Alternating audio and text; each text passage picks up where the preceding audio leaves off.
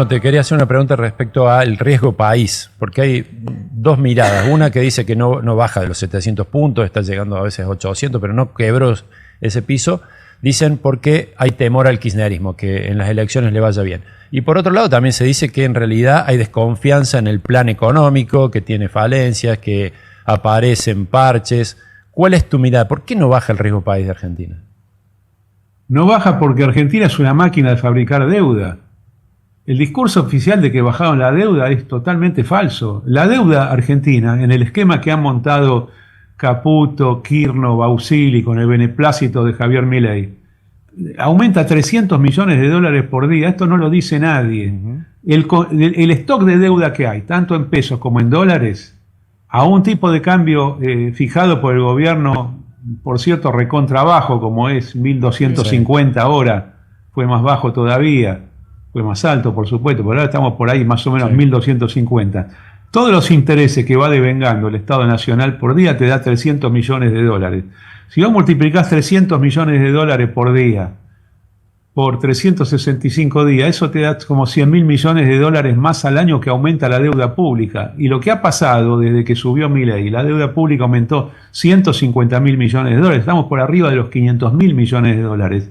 El stock de deuda, la cantidad de deuda que debe un país, es el factor de riesgo central. Si Argentina estuviese reduciendo efectivamente la cantidad de dinero que debe, que la crea el mismo Estado con sus maniobras financieras, y esto no lo hacen para pagar el gasto público central, esto lo hacen simplemente como control de política monetaria y como control de cambios, el riesgo país estaría en 250 puntos. Esto es lo que lee el mercado. ¿Por qué es tan alto el riesgo argentino? Porque existe un peligro potencial de que en el futuro esto no se pueda pagar. Claro. Y porque existe además el peligro de que toda esta deuda en pesos haya que licuarla. Licuarla quiere decir no bajar la tasa de interés, sino que el dólar suba más que la tasa de interés. Esa deuda que ahora devenga el 70% anual o 65% anual en pesos, con un tipo de cambio fijo como el de ahora, te da 65-70% anual en dólares que crece. Esta es la locura que estamos viviendo.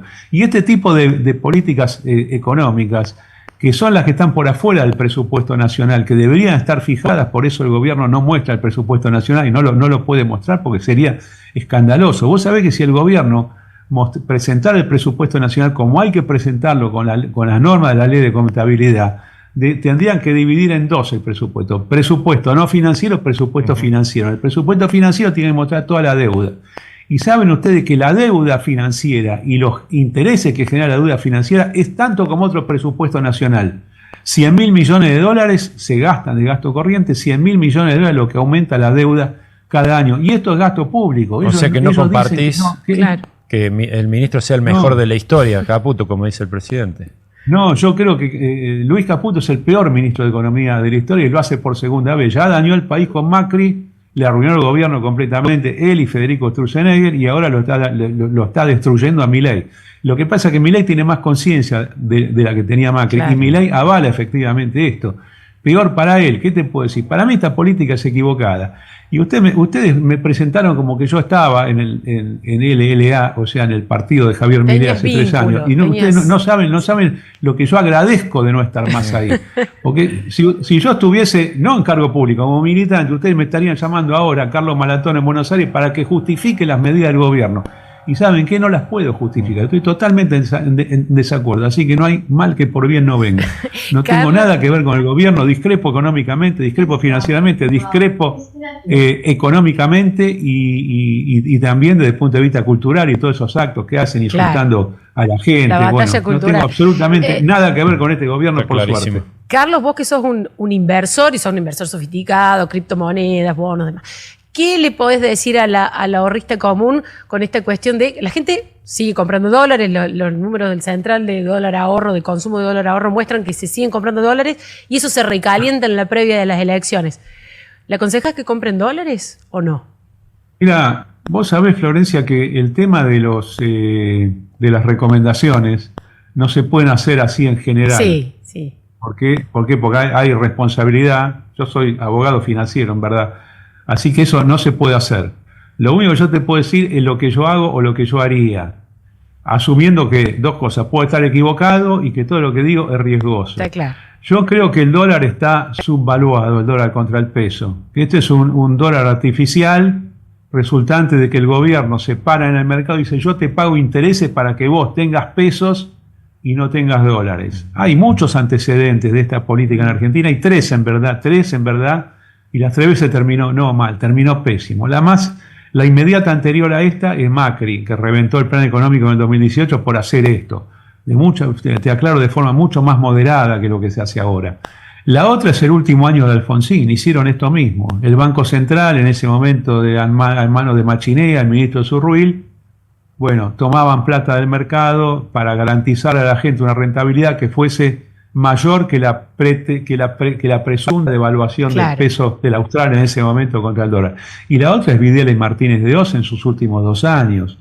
Esto no es una buena política, no tiene sustentabilidad, es artificial, requiere endeudamiento eterno, así que cuando la deuda no dé para más, yo creo que este tipo de cambio va a ser irreal y la deuda va a ser licuada en términos de dólares reales. O sea, todos los pesos que hay que hoy representan, no sé, 250.000 millones de dólares, que es más o menos la mitad de la deuda, el día de mañana, cuando esto se licúe, va a ser menos. O sea que lo que te estoy diciendo, y que el peso manejado de esta manera no es una moneda genuina, no es el sol peruano, no es el real brasilero, no es el peso mexicano, es que son monedas. Más tarde, más temprano el dólar va a subir.